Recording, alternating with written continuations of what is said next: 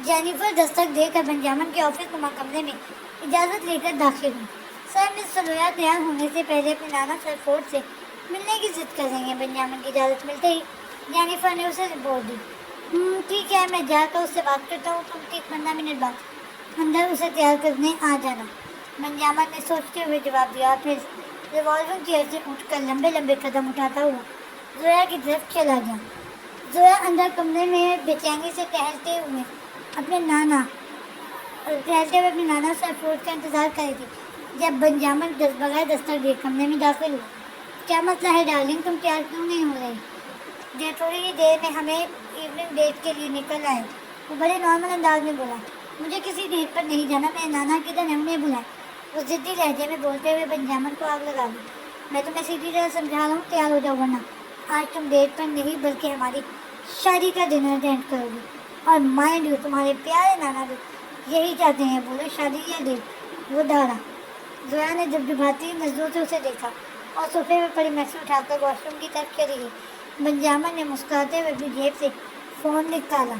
Hello Maxon, मैं sir Ford की नवासी को लेकर 3 घंटे बाद बार एंड ग्रिल रेस्टोरेंट में पहुंच रहा हूँ। कमरा बुक करवा लो और फोटोग्राफर भी अपना होना चाहिए। कल तेल अवीव के एक अखबार में मेरी और मेरी फियांसी सलोया फोर्ड की नाजेबा तस्वीर छपनी चाहिए ताकि सर फोर्ड और उनकी पोती के पास मेरे सिवाय कोई रास्ता ना बचे। तो खबासत से बोलते हुए कमरे से बाहर निकला और बाहर हैरान खड़ी जेनिफर को अंदर जाने का इशारा करके अपने ऑफिस की जानिब चला गया। Scene change. आरियाना को सर फोर्ड के आदमियों ने सर पर गन का दस्ता मार कर बेहोश करके डिग्गी में डाल दिया था और अब गाड़ी चलाते हुए अपने ठिकाने पर जा रहे थे। डिग्गी में बंद आरियाना को होश आ चुका था। उसे चलती गाड़ी में अपने सर में से तेज धार एयरपिन निकाली और डिग्गी का लॉक खोलकर बाहर कूद गई। रोड पर गिरते ही कलाबाजी खाकर उठकर तेजी से दौड़ती हुई लोगों के हुजूम में दाखिल हुई। काफ़ी दूर चलने के बाद उसने टैक्सी रोकी। अब उसका रुख अपने सेफ हाउस की तरफ था। सेफ हाउस पहुँचकर उसने दौड़ते हुए अपने कमरे में जाकर जवाज की गाड़ी में लगाए हुए कैमरा टेकर को कंप्यूटर से लिंक करके खोला। जवाज की गाड़ी इस्तांबुल एयरपोर्ट पर खड़ी थी। अब वो तेज़ी से जवाज जोया सर फोर्ड सबका नाम डाल कर फ्लाइट्स चेक कर रही थी और फिर आखिर म्यूनिख की फ़्लाइटों से सर फोर्ड का नाम नज़र आ गया। उसने फ़ोन उठाया और 2 घंटे के बाद म्यूनिख रवाना होने वाली फ़्लाइट में अपनी सीट बुक करवा कर तैयार होने चली गई। बेंजामिन अपने कमरे में बड़ी स्क्रीन पर जवाज की कतर के महल में खुफिया कैमरे से खींची गई तस्वीर को गौर देख रहा था। बेंजामिन एक कटर यहूदी था जो माल और जर की हवस में अंधा हो चुका था। अभी वो जवाज की मुख्तलिफ एंगल से खींची हुई तस्वीर देख ही रहा था कि उसका फ़ोन बजा। तेल अवीव से तंजीम की नायब की सोलोमन की कॉल थी। Yes sir Solomon. उसने फ़ोन उठाया। बेंजामिन, अब तक की क्या रिपोर्ट है? तुम जानते हो ये मामला $1 बिलियन से भी ज़्यादा का है। वो लड़की जोया सर फोर्ड, उसकी मरहूम बेटी सुलैया, उसे अपने बाप शबीर की सारी जायदाद की इकलौती वारिस है। हम सारा पैसा लीगली तुम्हारे नाम करवा कर हीकल सुलेमानी की तामीर में लगा सकते हैं और लड़की के साथ उसका बाप और फॉर्मूला वैसे ही हमारे कब्जे में आ जाएगा। सोलोमन ने मकारी से कहा। सर, सारी तैयारी मुकम्मल है। मैं आज उस लड़की को उसके सो कॉल्ड हस्बैंड से मुतनफ़र कर दूंगा और मेडिसन वेटर के भेस में उसके ड्रिंक में ड्रग मिला देगा। फोटोग्राफी का सारा इंतज़ाम है और सुबह तक आपको सारी तस्वीर ब्लैकमेलिंग और अखबार में छपवाने के लिए मिल जाएंगी। बेंजामिन ने अपना सारा प्लान बताया। फ़ोन बंद करके बेंजामिन एक भरपूर अंगड़ाई लेकर उठा। आज 2 दिनों बाद वो एक 17 साल लड़की के साथ रंगीन वक्त गुजारने वाला था। उसने अपने कैबिनेट से ब्लैक टैक्सीडो और बोर टाई निकाली और तैयार होने चला गया। जवाब तेज रफ्तारी के सारे रिकॉर्ड टोटा हुआ सूफिया के बताए हुए एड्रेस पर पहुंच चुका था। दिन ढल रहा था। शाम के साए पर फैला रहे थे।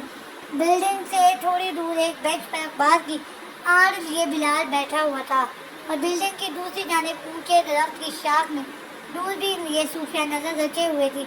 जवाल गाड़ी पार्क करता बड़े बड़े कदम उठाता बिलाल के नज़दीक बेंच पर आकर बैठ गया। कोई खास नामजद? जवाल ने पूछा। अंदर तकरीबन 10 सिक्योरिटी गार्ड मौजूद हैं। बिल्डिंग के चारों जानिब कैमरे हैं। हम डायरेक्ट अटैक कर सकते हैं। बिलाल ने संजीदगी से जवाब दिया। ठीक है, ज़्यादा देर करना मुनासिब नहीं है।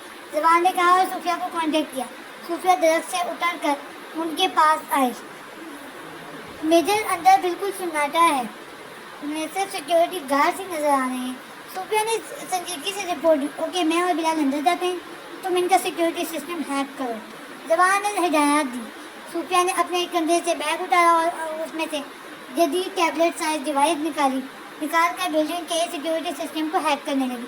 میرے کیمرے آدھے گھنٹے کے لیے فریز کر دیے ہیں، اب ہمیں ہر صورت اس بلڈنگ سے آدھے گھنٹے کے اندر نکلنا ہوگا۔ میں فرنٹ پر موجود گارڈز کو سنبھالتی ہوں، آپ دونوں موقع دیکھتے ہی اندر چلے جائیں۔ زبان اور بلال نے نقاب پہن کر صوفیہ کو اشارہ کیا اور خود بلڈنگ کی جانب بڑھے جہاں مسلح گارڈ پہرا دے رہے تھے۔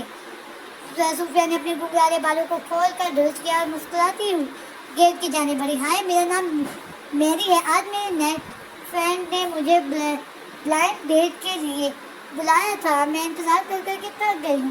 بڑی، کیا مجھے پانی پلا سکتے ہو؟ وہ بڑی ادا سے بولی۔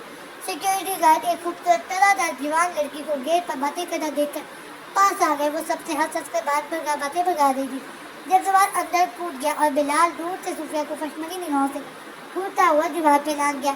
زبان نے بلال کو بائیں جانب سے اندر داخل ہونے کا اشارہ کیا اور خود اچک کر کھڑکی کے ذریعے دائیں جانب سے داخل ہو گیا۔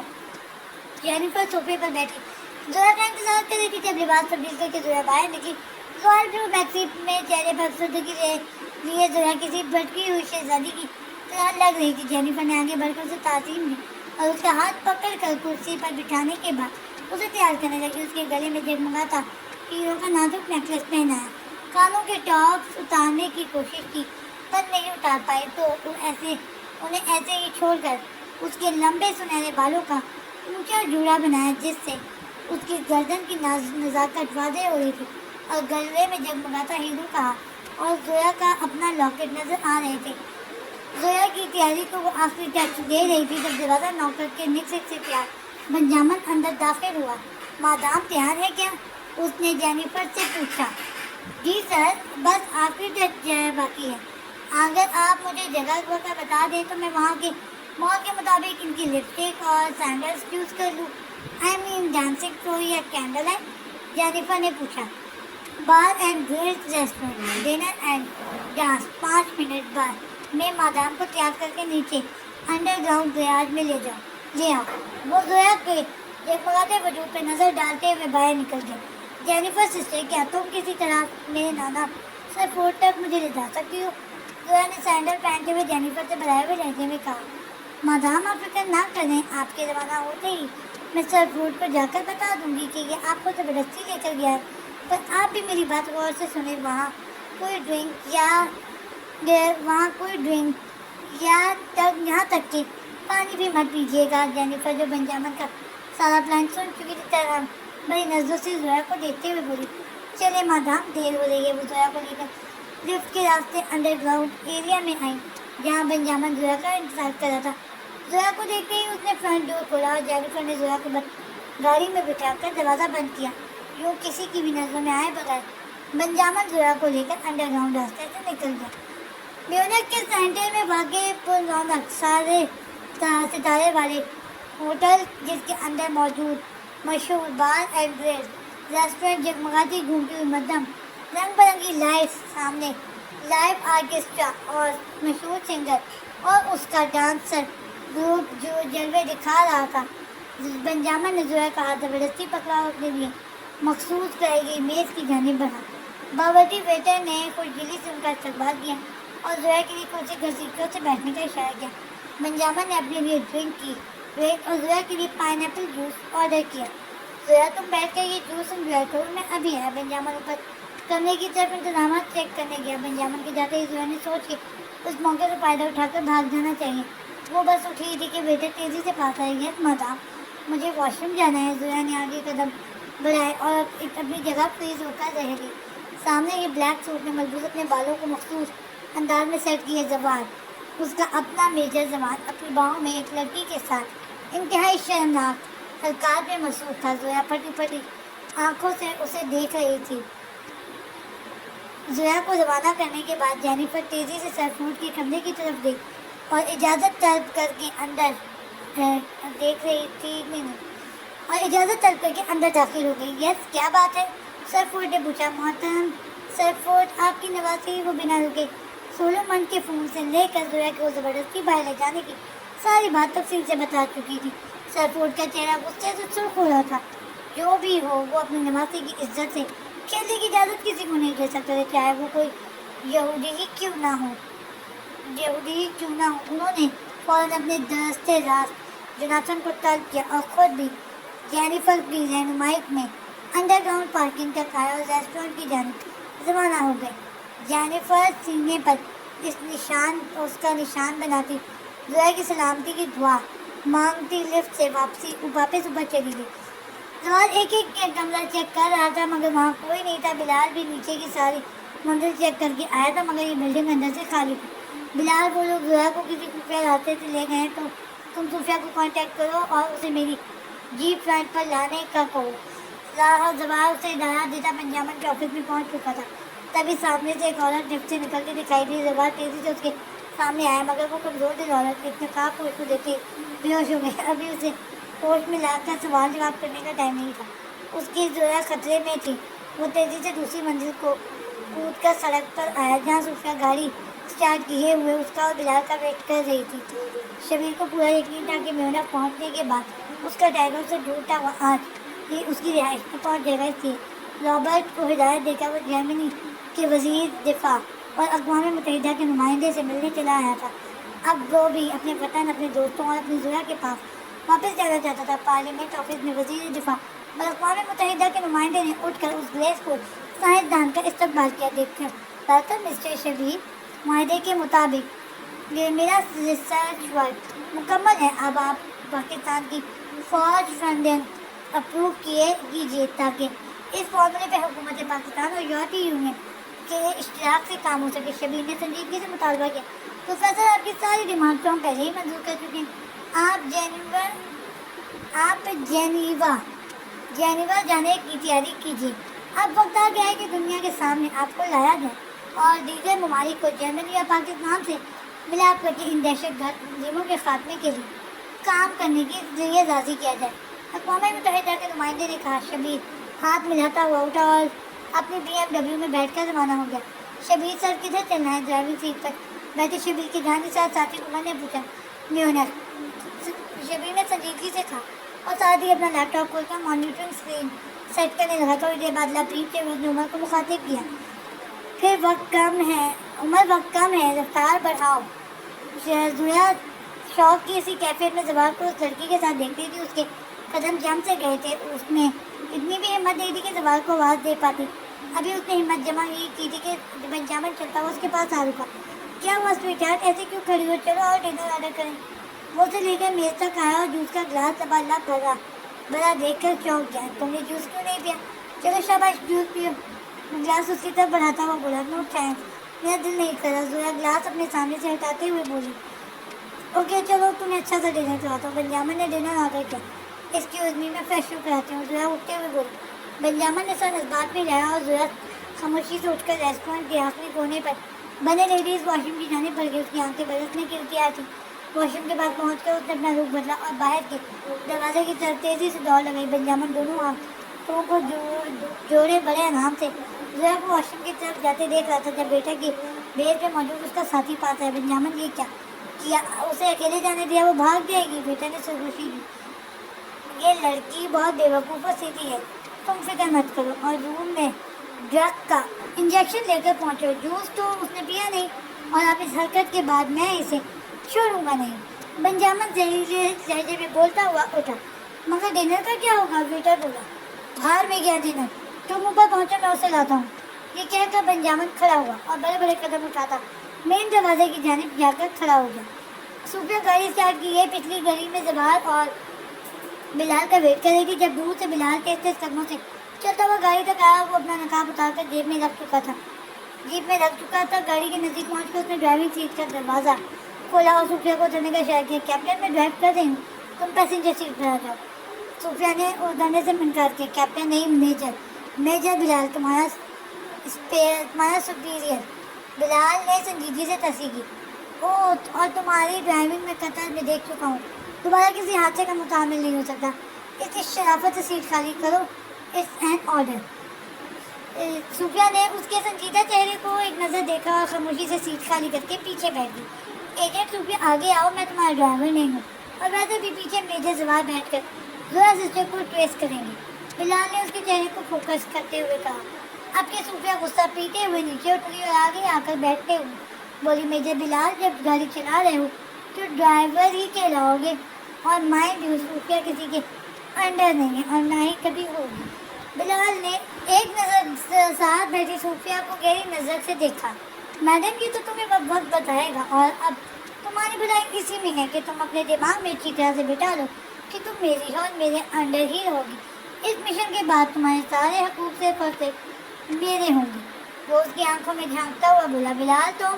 صوفیہ نے دل ملا کر بات شروع کی ہی تھی کہ بلال اس کی بات کاٹ کر گیا، اور آخری بات میں، آئندہ تمہیں کبھی بھی غیر مردوں سے کلوز ہو کر ہنس کر باتیں کرتے نہ دیکھو، ورنہ تمہیں وہی زندہ کر دوں گا۔ بلال کی سر موری تھی بلال کی لہجے میں۔ ایک ذرا سا اظہار محبت کیا کر دیا، تم تو سر پر چل جا رہے ہو۔ بلال خواب دیکھنا چھوڑ دو۔ میں اتنی بھی ابھی صوفیہ کے الفاظ بیچ میں ہی تھے کہ زبان تیزی سے گاڑی کا پیچھا دروازہ کھول کر بیٹھا۔ لیٹس گو بلال، ٹائم کم ہے، زبان نے کہا۔ بلال تیز رفتاری سے جیپ چلا رہا تھا اور زبان اپنے سیل نما ڈیوائس پر زویا کی گردن میں لگائی اپنی ٹریکنگ ڈیوائس کو آن کر رہا تھا۔ ٹاؤن سینٹر کی جانب چلو، زویا وہاں بار اینڈ گرل ریسٹورنٹ میں موجود ہے، زبان نے ہدایات دی۔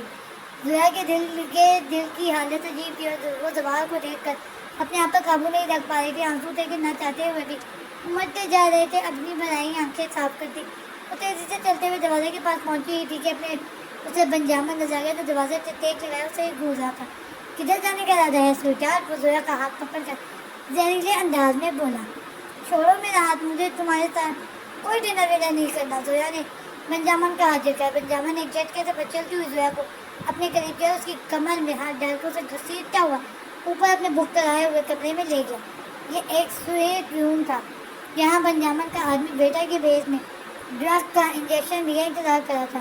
تھوڑی دیر میں دروازہ کھول کر بنجامن نے زویا کو سیدھا لا کر بیڈ پر بیٹھا۔ اسے انجیکشن دو، وہ لایا۔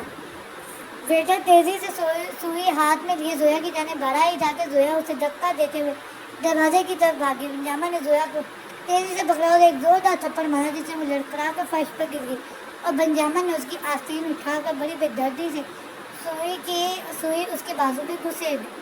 زوال ریسٹورنٹ کے قریب پہنچ چکا تھا، بس ایک روڈ کراس کرنے کا فاصلہ تھا جب اسے دور سے دروازے پر زویا نظر آئی تھی۔ اس کے چہرے پر خواب دیکھتے زویا کے سامنے کھڑے آدمی نے زبردستی اس کی کمر میں ہاتھ ڈالا۔ بلال، گاڑی روکو، اور پھر گاڑی کے رکنے کا انتظار کیے بغیر زوال چلتی گاڑی سے دروازہ کھول کر جمپ لگا کر اترا اور دوڑتے ہوئے روڈ کراس کر کے ریسٹورنٹ کے دروازے کے پاس پہنچے۔ اس کی نظریں زویا کو ڈھونڈنے میں لگی تھی، اس کا خون کھول رہا تھا۔ وہ اس ملگتے ماحول میں ایک میز پر کو بہت دیکھتا آگے بڑھ رہا تھا۔ جب اس کی نظر اتلی منزل کی پر پڑی، وہ دو آدمی زویا کو لے کر روم میں داخل ہو رہا تھا۔ لفٹ دور تھی۔ زوال تیزی سے زینے کی جانب بڑھا، کئی سیڑھیاں پہ لھانکتا ہوا اوپر پہنچا۔ دروازہ بند تھا۔ اس نے اپنی جیب سے تار نکالا اور کلک کی آواز سے دروازہ ایک سیکنڈ میں کھل گیا۔ وہ اندر داخل ہوا تو وہ یہودی ایجنٹ زویا کو انجیکشن لگا رہا تھا۔ وہ برق رفتاری سے آگے بڑھا پر انجیکشن لگ چکا تھا۔ زوال نے کالر سے پکڑ کے بنجامن کو زویا سے دور کیا اور ایک زوردار کک اس کی کمر میں لگائی۔ اتنے میں وہ بیٹا بھی قریب آ چکا تھا اور وہ زوال بڑی بے دردی سے ان دونوں کو پیٹے جا رہا تھا۔ بیٹے کی تو اس نے گردن مڑوڑ دی تھی اور بنجامن مار کھا کر نیند بے ہوش ہو چکا تھا۔ جب زوال کو زویا کے کھنانے کی آواز آئی، وہ بنجامن کو فرش پر پٹک کر زویا کے پاس پہنچا۔ زویا، مائی لو، تم ٹھیک ہو نا؟ وہ بڑی بےتابی سے اس کے چہرے سے لٹ ہٹاتے ہوئے بولا اور اس کے رخسار پہ انگلیوں کے نشان دیکھ کر تڑپ گیا۔ اس کے سوکھ گال پر سخت تھپڑ کی چھاپ پر اس نے اپنی انگلی پھیری اور پلٹ کر بنجامن کی جانب پلٹا۔ ذلیل انسان، تمہاری ہمت کیسے اس کو ہاتھ لگانے کی؟ زوال بولا ہے۔ زوال نے اس کے گردن سے جھکڑ کر اٹھایا اور پھر چل کر اس کے منہ پر گھونسے مارنے لگا اور بالکل جنونی ہو رہا تھا۔ بنجامن کے منہ سے خون بہنے لگا تھا۔ زوال نے ایک زوردار جھٹکا دے کر اسے زمین پہ پٹکا، پھر اس کے دونوں بازو پشت پر لے جا کر بری طرح سے توڑ دیے۔ بنجامن تقریب کی شدت سے بے ہوش ہو چکا تھا۔ اسے چھوڑ کر آستین سے منہ صاف کرتے ہوئے مڑا، کمرہ خالی، اس کا منہ چڑھا رہا تھا۔ زویا غائب تھی۔ زوال کو کوٹتے ہی بلال نے گاڑی کو سامنے موجود پلازا کی پارکنگ میں رکا اور تیزی سے نیچے اتر کر صوفیہ کو ساتھ آنے کا اشارہ کر کے بھاگتے ہوئے ریسٹورینٹ کی جانب بڑھا. وہ دونوں اندر داخل ہو کر زوال اور زہرا کی تلاش میں نظر دوڑا رہے تھے جب بلال کی نظر ایک میز پر کسی ڈانسر ٹائپ لڑکی کے ساتھ بیٹھے زوال پر پڑی. ابھی وہ آگے بڑھنے ہی والا تھا کہ پیچھے سے صوفیہ بھی اس کے کندھے پر ہاتھ رکھا. یہ میجر زوال نہیں ہے, وہ سرگوشی میں بولی. جانتا ہوں, اس کے کپڑے اور جوتے زوال بھائی سے مسلم ہیں. بلال نے دھیمے سے جواب دیا. میجر بلال, یہ کوئی بہت بڑی گیم ہے. ڈانس فلور کے پاس غور سے دیکھو. وہ سنہرے ٹاپ والی لڑکی بہت بڑے دہشت گرد کی ریکٹ سے تعلق رکھتی ہے. صوفیہ نے اس کی توجہ ڈانس فلور کے پاس موجود ایک خوبصورت لڑکی کی طرف بلائی جو کنکشوں سے جانی زوال کو کی جانب دیکھ رہی تھی. بلال نے صوفیہ کا ہاتھ پکڑ کر اسے اپنے آگے کیا. کیا ہوا؟ صوفیہ نے حیرت سے کہا. بلال نے جواب دیے بغیر اسے دیکھا اور ہاتھ بڑھا کر اس کے جوڑے میں لپٹے بال بچھیڑ گیا. اس کی کمر میں ہاتھ ڈال کر ڈانسنگ فلور پر آ گیا. پاگل ہو گئی کیا؟ صوفیہ دل ملائی. تو ہم رقص کرتے ہوئے ان کے قریب جائیں گے. ان کے پاس کے مشکوک افراد کو غور سے دیکھنا ہے. بلال نے سرگوشی کی. اب وہ دونوں ایسے ڈانس کر رہے تھے جیسے آپس میں گم ہوں, مگر ایک دوسرے کی شانوں کی آڑ سے اپنے ٹارگیٹ جاری زوال اور اس مشتبہ لڑکی اور ان کے آس پاس موجود لڑکوں کو چیک کر چکے تھے. بلال صوفیہ کو اپنی باہوں میں جگ کے گول گھومتا ہوا فلور کے اندھیرے حصے میں آ گیا تھا. اس نے دھیرے سے صوفیہ کو خود سے الگ کیا. صوفیہ, مجھے کور کرو, میں اس جعلی زوال کو بیک ڈور سے باہر دیکھ کر آتا ہوں. وہ یہ لڑکی خود ہی پیچھے آئے گی. تم پہلے ہی وہاں جا کر پوزیشن لے لو, ہم ان دونوں کو ایک ساتھ ہی پکڑ لیں گے. بلال نے کہا اور آگے بڑھ گیا. ذرا جیسے شبیر بن نازوں سے پارا تھا اور زوال نے کانچ کی نازک افغینی کی طرح سنبھال کر رکھا تھا. بنجامن کا تھپڑ سہ نہ سکی اور بری طرح لکڑا کر گری. اس سے پہلے کہ وہ کچھ کر پاتی, بنجامن نے اس کے بازو میں انجیکشن کی سوئی گاڑ دی تھی. اس کا سر گھوم رہا تھا, آنکھوں میں رنگ برنگے دائرے ناچ رہے تھے. وہ چاہتے ہوئے بھی خود کو حاضر نہیں رکھ پا رہی تھی. تبھی اسے لگا جیسے زوال اور اس کا اپنا میجر سر اس کے پاس اسے پکار رہا ہے, اسے چھو رہا ہے. ہمت کر کے چکراتے ہوئے سر کو تھامتے ہوئے بڑی مشکل سے کھڑی ہوئی. سارا کمرہ گول گول گھومتا ہوا محسوس ہو رہا تھا. وہ لڑکھڑاتے ہوئے دروازے کی جانب بڑھی اور کمرے سے باہر نکل گئی. چند قدم ہی ڈگمگاتے ہوئے آگے بڑھی تھی کہ کسی سے ٹکرا گئی. کاکول اکیڈمی کے بڑے میدان میں پاسنگ آؤٹ پریئر جاری تھی. نئے جوانوں کے چہرے کی چمک اور قدموں کی دمک سے پورا گراؤنڈ گونج رہا تھا. جب stage per army chief of staff کے ساتھ کھڑے کرنل جہانگیر کے پاس ایک باوردی جوان آیا.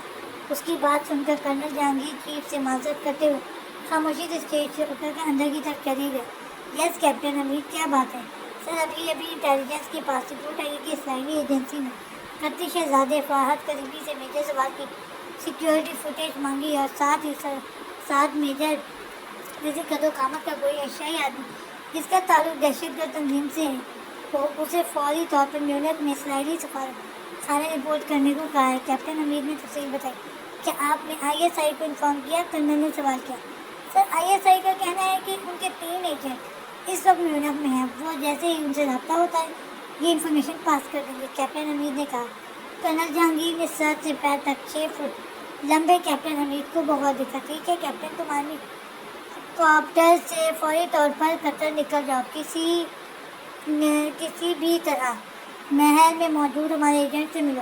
تمہارا قد کار زوال سے ملتا ہے. تم ایجنسی سے میک اوور کروا لو اور خود کو زوال کے ڈمی کے لیے پیش کر دو اور مجھے لمحہ لمحہ کی رپورٹ دیتے رہنا. میں اتنے میں سے ایجنٹ کو ہدایات دیتا ہوں. کرنل جہانگیر نے اسے ہدایت دی. یس کرنل سر. کیپٹن حمید نے سلیوٹ کیا اور باہر نکل گیا. کیپٹن کے جاتے ہی کرنل جہانگیر نے اٹھ کر ٹرانسمیشن ڈیوائس نکالی اور قطری محل میں موجود پاک فوج کے ایجنٹ ڈاکٹر کو کانٹیکٹ کرنے لگے. فریکوینسی ملتے ہی کوڈ ورڈز کا تبادلہ ہوا. پھر کرنل جہانگیر نے اسے ہدایات دی. کیپٹن حمید 3 گھنٹے تک پہنچ جائے گا. اسے اپنا زخمی پیشنٹ جو ابھی علاج سے فارغ ہوا ہے کہہ کر شہزادے سے ملوانا ہے اور کسی بھی طرح جو بھی آدمی زوال کی ڈمی کے لیے جائے اس کی جگہ کیپٹن کو بھیجنا ہے. کرنل جہانگیر نے ہدایات دی اور چہرے پر گہرے تفکر کے احساس لیے واپس گراؤنڈ کی طرف جانے کے لیے نکل گئے. میٹنگ جاری تھی. سارے تنظیمی سربراہ اور غیر قانونی ہتھیاروں کی تفصیل کرنے والے ڈان سب اس وقت بغداد میں موجود. اس وقت میٹنگ کے شرکاء میں شامل تھے. عراق کے نواحی علاقے میں تباہ ہوئے دہشت گردوں کے بڑے ٹھکانے اور لیب کو لے کر سب تنظیم کہ حکمران پریشان تھے، کچھ کا شک امریکن حکومت کی طرف تھا۔ اس 10 اور اس دن اور اس اگلے دن کی تمام ایئرپورٹ فوٹیج اس وقت ایک بڑے اسکرین پر چل رہی تھی جب شہزادہ فہد کریمی نے سیکیورٹی فلم راگ کو رکوائی اور ریوائنڈ کر کے سولو موشن میں دوبارہ دیکھی۔ صوفیہ چلتی ہوئی شاپ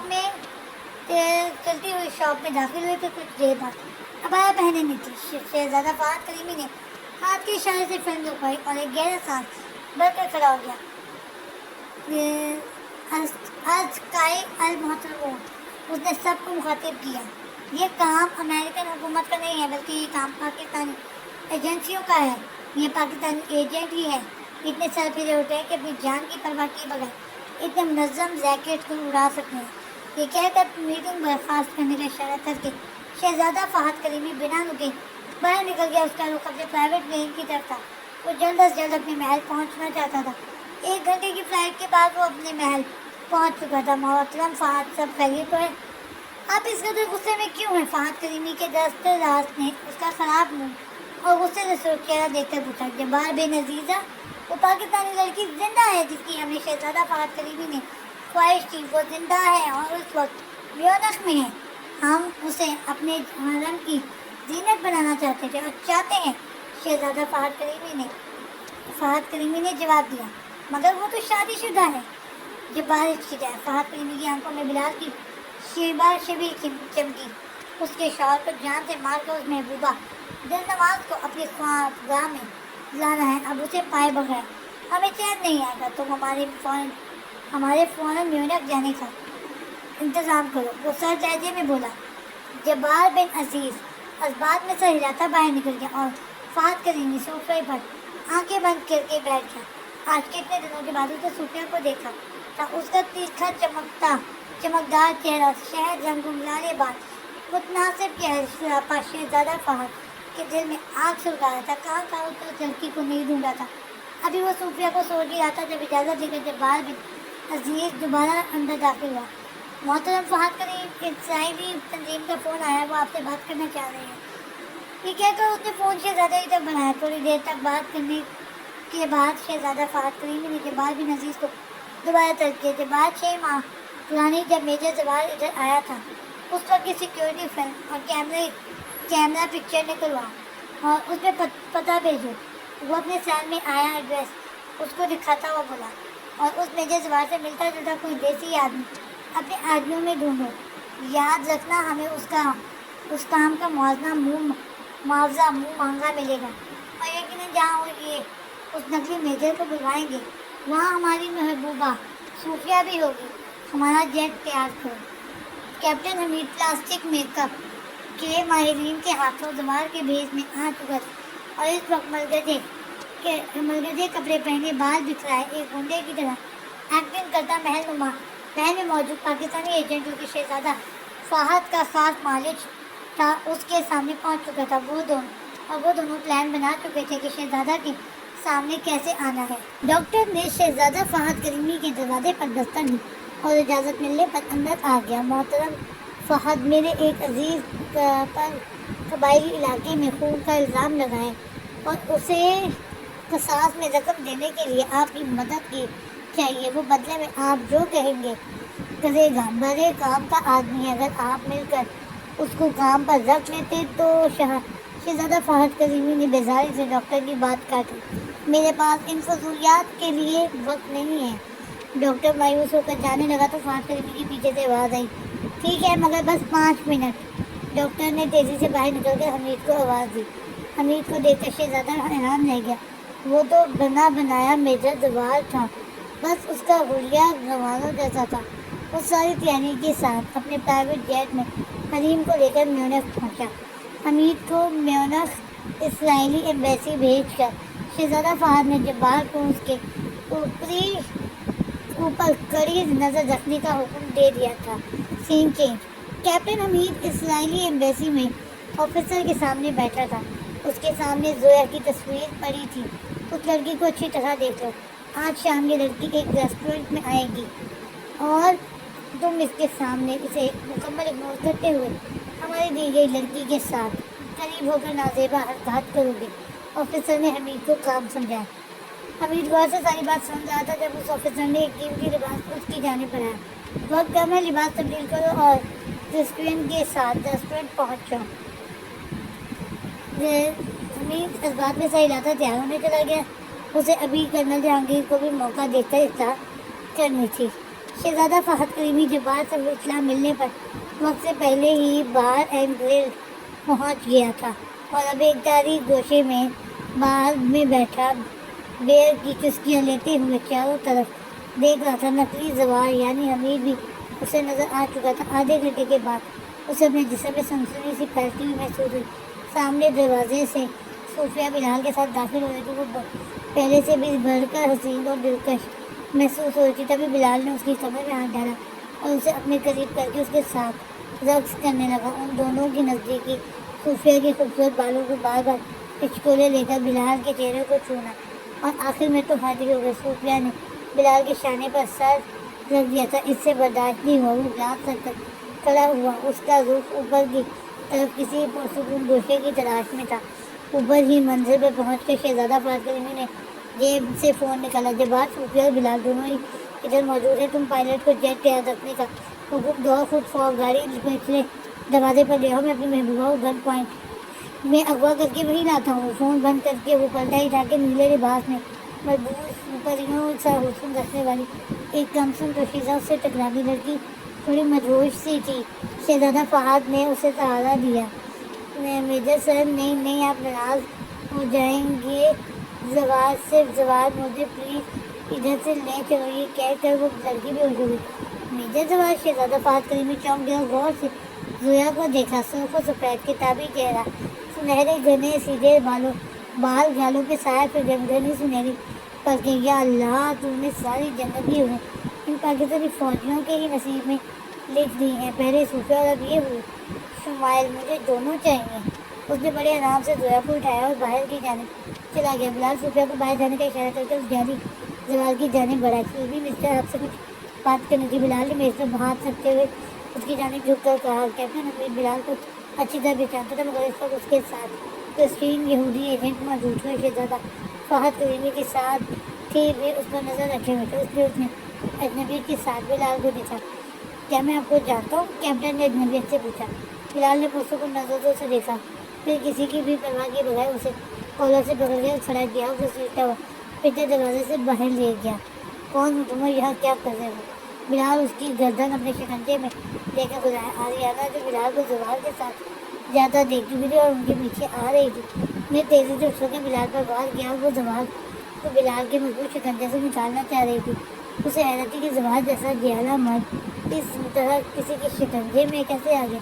तभी सूफिया जो मंदिर पर बैठी ये तमाशा देख रही थी, जंप लगाकर बिलाल की मदद करने नीचे उतरी और आरियाना और बिलाल के दरमियान मैं आगे खड़ी हो गई। पार्टनर, तुम इतना काम करो, मैं करो, इस छिपकली को मैं देखती हूँ। वो पिनकारी और आरियाना पर टूट पड़ी। बिलाल जाली जवाल से पूछ कर रहा था। सूफिया और आरियाना आमने सामने थी।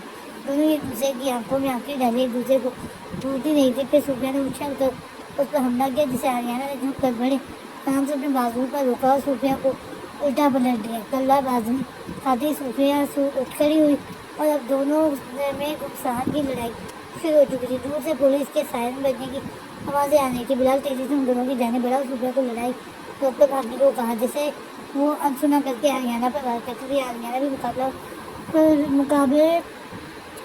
पर बड़ी बराबरी का कर रही थी, मगर इसमें पुलिस के हत्थे चढ़ने से बचना था। बिलाल ने लड़ती हुई सूफिया को अपनी सब ग्रिप में लिया और दूसरे हाथ से जोरदार पाँच आरियाना के लिया, जिससे वो लड़खड़ा कर बेहोश होकर जमीन पर गिर गई। छोड़ो मुझे, सूफिया उसकी ग्रिप में मिला उठी। बिलाल ने मुस्कुराकर अपनी ग्रिप में चलती अपनी शेरनी को देखा। पुलिस का हॉर्न बज रहा है, किसी भी विला में पुलिस अंदर पहुंच सकती है, इसलिए मेरी नाक़िस अकल महबूबा अभी यहाँ से निकलने की करो। वहाँ आइंदा ऐसी सिचुएशन में डायरेक्ट अटैक के बजाय मुकाबले से डिफेंस करना, ताकि उसका वार उस पर ही उलट दो। कुछ बात अकल में आई एजेंट सूफिया? बिलाल ने शहर से कहा और खुद भी एक लम्हे को अपने लहजे पर हैरान रह गया। सूफिया को पा लेने का नशा उसे वापस अपने जोन में ला रहा था और जो हंसना भूल गया था आज मुस्कुरा रहा था। वो जाली मेजर किधर है? सूफिया गुस्सा जब करते हुए बोली, आओ तो मैं उससे मिलवाऊँ। बिलाल सूफिया को लेकर कैप्टन हमीद के पास आया। अभी वो दोनों उसके पास पहुँचे रहे। कैप्टन हमीद ने बिलाल पर हमला किया। सॉरी मेजर, इस वक्त शहजादा फहद करीमी मुझे देख रहा है, मैं अपना कवर ख़राब नहीं करना चाहता। कैप्टन अमीर ने उसके काम में सरगोशी की। शहजादा फहद करीमी ज़ोया को उठाकर पिछले दरवाजे की तरफ पहुँच चुका था, जहाँ उसे सूफिया बिल्डिंग की तरफ लपकती किसी लड़की से लड़ रही थी। वो सब फाइट में मगन थे। शहजादे के इशारे पर उसका जान निसार साथी जब बात दबे कदमों ज़ोया को दूर खड़ी लैमुज़ीन की तरफ ले गया। ज़ोया को बेचकर शहजादा फहद करीमी पलटा तो कहाँ पर लड़ चुकी थी। वो लड़की बेहोश पड़ी थी और उसका आदमी जाली जवाब बिलाल को दबोचे खड़ा था। वो मुस्कुराते हुए जगह देर में अपनी जाली मेजर की तारीफ करते हुए आगे बढ़ा। असद काई रजा फहद करीमी ने उन्हें मुखातिब किया। बिलाल और सूफिया दोनों को शहजादा फहद करीमी को देखकर झटका लगा। आप सब इधर एक साथ खैरियत तो हैं? उसने बड़े दोस्ताना अंदाज में पूछा। दूर की नजरों से सूफिया को देखते हुए अपना हाथ मुसाफा के लिए बुलाया। पुलिस की गाड़ियाँ पार्किंग में रुक चुकी थी। बिलाल ने एक नजर गाड़ी को देखकर फहद करीमी का हाथ जो उसने मुसाफिर के लिए सूफिया की तरफ बढ़ाया था थामिया। जी सब ठीक है, आप ही हमें इजाज़त दीजिए, आपसे फिर मिलेंगे। बिलाल ने संजीदगी से कहा कि कोई बात नहीं, पर मेजर जवान आप तो हमारे साथ चले, आपसे कुछ काम था। वो यानी से गोया हुआ कैप्टन अमीर सा हिला था उसके साथ हो गया। बिलाल ने सूफिया का हाथ मजबूती से थामा और सड़क क्रॉस करके सामने मॉल में खड़ी अपनी गाड़ी की तरफ बढ़ गया।